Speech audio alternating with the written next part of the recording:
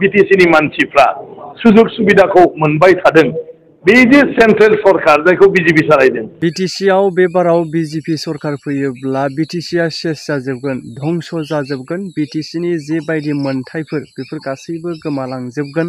बेफोर बाथ्रा बुंनायनि सायावहाय जिहेतु आसाम आयेन आफादनि बुंथिगिरि बा बिश्वजित दैमारी बिथां सारा माखासेखिनि बाथ्रा बुंफ्रुथिदों। जिहेतु बिजेपि सरकार फैयोब्ला मा जानो हागौ बा बिजेपिआ मानो थाखाय बाहेरानि मोनसे पलिटिकेल हान्जा महरै सानो जोंनि मानसिफोरा, नैबेबायदि बाथ्राखौ बिथाङा बुंफोरथिदों। नाथाय बिथांनि बाथ्रा बुंनायावबो बेसेबांखिनि सैथोथि दङ बा सैथोथि नङा नोंथांमोनाबो बिजिरदो। मानो होनोबा राजखान्थिगिरिफ्रा गाव गावनि पार्टिखौ लानानै निस्सय पावाराव फैनांगौनि थाखाय बाथ्राखौथ' बुंखागोन ना, बेनि सायावहाय रायजो राजाफ्रासो बिजिरनांगोन। जिहेतु जोंनि 6 शेड्युल्स ट्राइबेल बेल्ट एन्ड ब्लक जिबायदि मोनथायफोर दङ बै मोनथायफोरखौ जिहेतु बिजेपिनिफ्राय बोखारनायनि माखासेखिनि बाथ्राफोरखौ नोजोर हो। बेफोर बाथ्राफोरखौ मानो बुंदों नैबेफोर बाथ्राफोरा जोंनि गेजेराव सोंथि जानानै फैयो।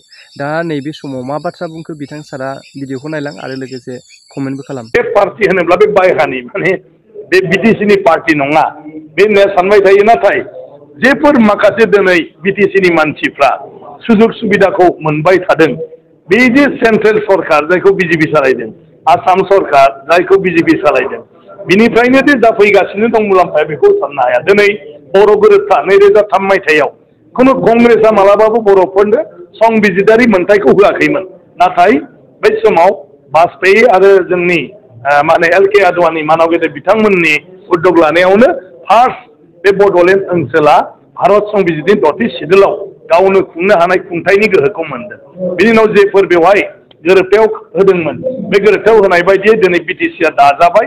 जोंहा गावनो आयेन दानो हानाय गोहो मोनबाय 40टा डिपार्टमेन्टआव। जों बेवनि बाजेटखौ गावनि गोसो बायदि बबे बिफानखौ मावनो गोसो बेफोरखौ जों खालामनानै लानो हानाय बे गोहोखौ मोनबाय। 4 जिल्ला जाबाय, दिनैथ' 5 जिल्ला जाबाय। बिफानारि अफिसफोरखौबो जों गायसननो हाबाय आरो बेखौ लानानै दिनैहाय 4थि खेब ना 5थि खेब 4थि ना दानि इलेक्सना 4थि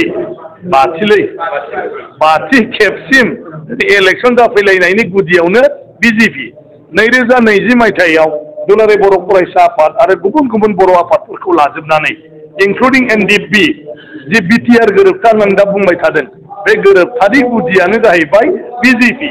मानो होननानै बुङा बिजेपिआ हादोरनि गेजेराव बड'लेण्डआवबो जाहाथे आब्रुथि आरो सान्थि बेखौ लाबोनानै जौगाखांनायनि खामानि जाहाथे जानो हायो बिनि थाखाय बर' दैदेनगिरिफोरजों रायज्लायनानै बेवहाय बुजा फरा खालामदों।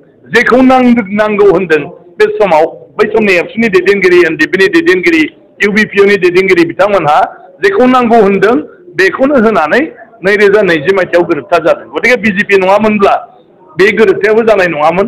आरो दिनै राजखान्थि बेलायावबो थांनाय जिथु सरकार जानाय बिटिसिआव UPPLआ 12टा देरहादोंमोन आरो बिजेपिआ 9टा देरहादोंमोन। गतिके सरकारखौथ' दानो हायामोन। नाथाय बिजेपिआ गुबुन गुबुन हान्जानि मानसिखौ लानानै फैनानै बे सरकारखौ दाहोनाय जादों आरो बे सरकाराव बिजेपिआ बियो बिटिसिनि बर'फोरनिनो।